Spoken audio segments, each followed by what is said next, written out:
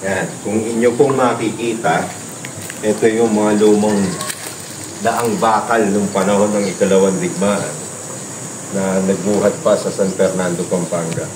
At kahit yung mga kahoy, yung mga original sleeper, yung pa rin yun.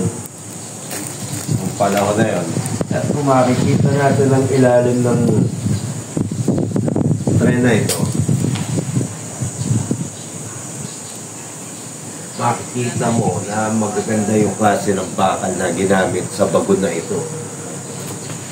At ang bagon na ito ay ginamit pang transport ng mga American-Filipino soldiers ng mga Hapon na sundalo.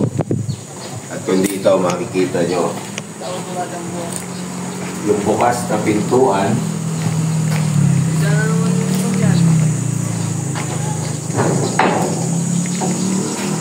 na kung saan bawat bagon na ginamit ng panahon na yun, pinasyakasya nila ang mga nasa 115 tao o higit pa para lang may transport nila at makaabot sila hanggang San Fernando, Pampanga tapos lalakad.